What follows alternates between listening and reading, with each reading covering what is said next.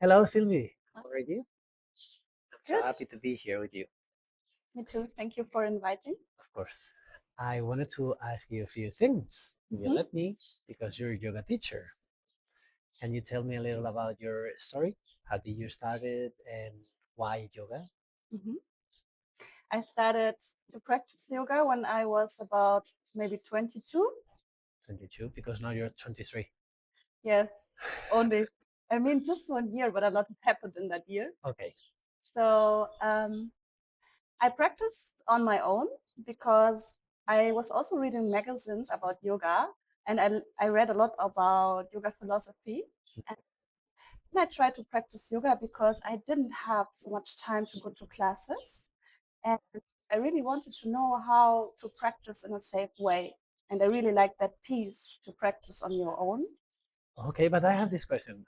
How did this magazine came to you somehow?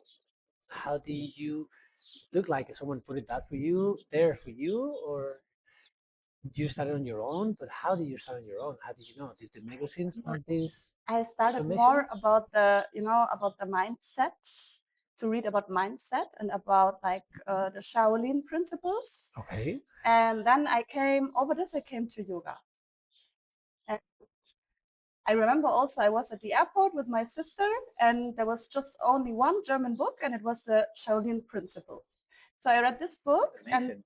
yes, and there was so much about mindset, about how to find peace within yourself, even to other people, how to treat yourself, how to treat other people, how not to, I mean, be in a war inside yourself.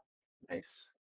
Because we all know that if we have like a bad day and then everything's bad and shitty, so it's how to solve your emotions actually. And I came to yoga, I practiced some classes, and I tried to practice on my own. And at one point I decided, okay, I want to do a teacher training. Because you felt you were needing something else I felt like I don't find the philosophy also in the in the classes, classes. and I Okay, that's important. yes, I wanted to know the roots. So I wanted to explore the roots of yoga, and that's why I went to India to Nice. explore, yeah, very traditional yoga at Shivananda. But India is so big. Where in India? It was in the Himalayas, Himalayas. Rudraprayag, Okay, and it was like an international training from Shivananda. that's really tough. I heard. I mean, it's integral yoga. So you get up very early, practice meditation, pranayama. What time is very early? I think it was like 6 or 7. Okay, Still okay. I think the advanced teacher training you have to go at 5. mine was at 5:30. See, so But yeah, okay. and then you have asana classes. You have a lot of philosophy classes. You learn not only the asanas but also all the yoga philosophy. I mean, it's also common in teacher trainings, but yeah, it was very traditional. You have singing, mantra singing in the morning, like 1 hour every evening, satsang 1 hour. So Okay. it's When was this? when Yeah, it was in 2014. 14. So Mhm. that's 11 years ago. You've been a yoga teacher since 11 years ago. That's amazing. And then how did it continue? You came back to Germany, where you're Yes. from, and then you started doing classes? No, not then. A little bit later, actually, I did a second teacher training. Okay. I was teaching French already, but I wanted to do a teacher training again. It Okay. was The like same year? saving some money, and then I was like, okay, I want to go to India again. Again in India. Again in India, but that time in Goa, In Goa, in the south. in the south. Oh, it's amazing, Goa. Do you like it more than the other one? The teacher training, Yeah. it was completely different. Okay. I cannot compare it because You it learn different was things. like a pop-up yoga school. It was an Indian yoga teacher, and it was a mixed style Ashtanga and Hatha. Okay. So I wanted to explore new styles. That's why I did that training. Okay. Which one do you like more? Ashtanga, Hatha, Both. I mean, they are Vinyasa? depending on each other. So Hatha is the base for Yeah. me, and Ashtanga is just super nice to combine with also Hatha or Hatha and Vinyasa, and that's what actually I do in my classes. Good. So then this is after this second. That was the same year or different year? It was in 2017. 3 years later. So you already have a lot of knowledge of yoga, and then you keep practicing. Like, do you do this daily or every week? How often do you practice what you would say your philosophy of yoga? How do you integrate this with your life? Like, do you just practice asanas daily or I don't know. Now that I teach a lot, I mean, now it's my main profession Okay. because in that year, 2017, I started to do regular classes. Okay.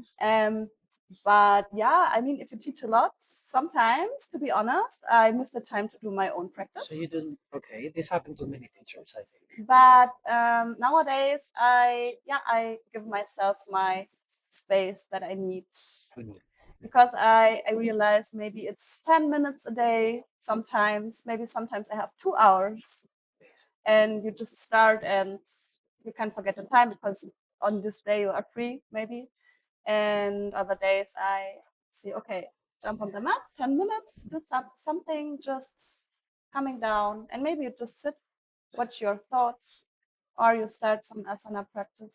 It depends. So even yoga teachers, we struggle finding time to find our moment for ourselves. Yes, of course. But then how, when you teach to your students, how much do you think it has changed them? Because if you were looking for something else and your beginning classes, that you were missing that philosophy, do you put that philosophy into your yoga classes? How do you think it has affected your students? I mean, in the beginning, I did it a lot, and it was a little bit too much. It was a little bit too spiritual. Yeah. I thought some people, they got scared. So they went away because, I mean, we are in Europe, we are in Germany. People are not really used to it. You have to start very slowly. So I think it's very important to teach a bit of philosophy as well, because yoga is not just asanas and pranayama. So there's so much more. It's a life philosophy, actually. So that's why I try to do it step by step, very slowly, and small impulses each class. But it feels like when we try to teach yoga to the people, we have to not tell lies to them, but not telling the whole truth, because if we do that, they're gonna be scared of doing something, because there's a lot of people who have pre-judgment about yoga, thinking, no, this is not me because this is for vegans, this is for women, You're right. for flexible people. You're super right. So what's the problem? Because why is our society, let's say Europe or Western, so close to this kind of things, kind of philosophy which is actually helping you in your life? Why do you think we struggle with this? What is it missing in our society? It's a good question. Do you think that yoga could help our society nowadays? Of course. If not as a group, as individuals. If people are in their general life, they are super busy. And if you are really watching your own shadows and your thoughts and your emotions, it can be also very hard. And it takes time also. And I think in this society, the sad part is that many people try to push away things that are really important. So they are more in the environment, in their career, the money, the cars, the house, to build a house.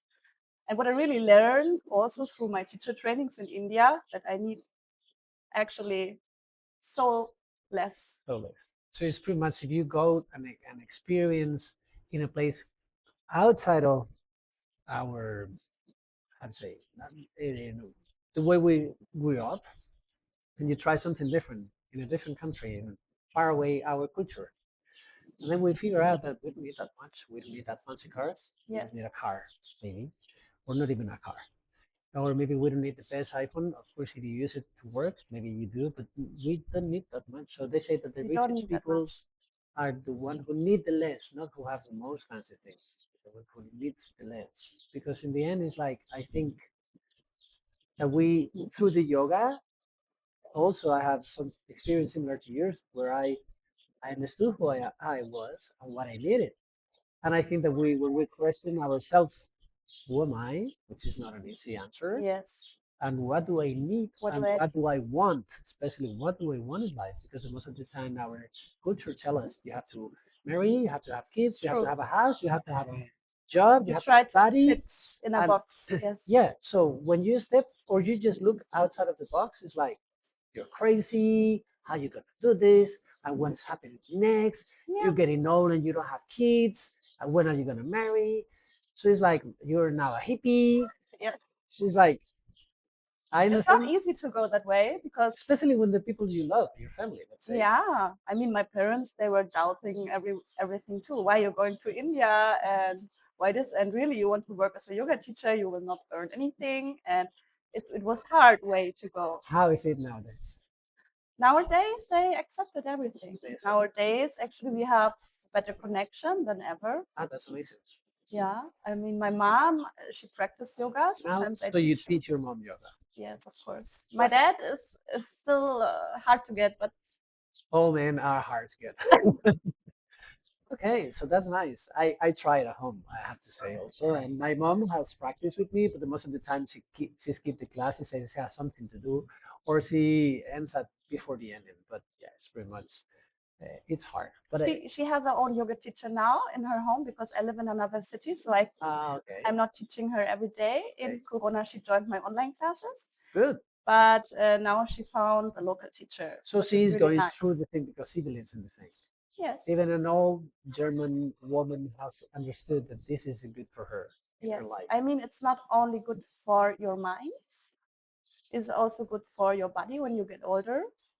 I have some people coming to me for private session, for example, they say, oh, I'm super scared that soon I will not able to move again at all. Yeah, probably not if they don't move. It's maybe really late to start with something, but at least, Well, it's never you late. know, I mean, it's also nice approach Yeah. if you start in a physical way and then you explore so much more. It's not just the asanas, it's just everything can change in your life through yoga. Okay, so what would you be your last words to tell people that they should practice or why they should join yoga? Yes. Do you have anything, any phrase that you would like to share to everyone? Yes. I think the world needs yoga because if we are not at peace within ourselves, we will never have peace at all on our planet. And I think that you have to start with yourself. And as a kid, I was always very afraid and sad about seeing wars in the TV. And of course, I was lucky to not have it in my own country. But so many people are suffering because of people are not in peace with themselves. And it's about trying to get more, more, more, more. But everything you need, you have already inside you. So yoga helps you to get all of this that you actually need. Probably Okay. a lot of things. Is there anything else that you would like to share? I think that's all. I'm really happy to meet you. Yeah. Happy to meet you. Thank you so much, Silvie, for your kind words and time here. Namaste. Namaste. See you soon.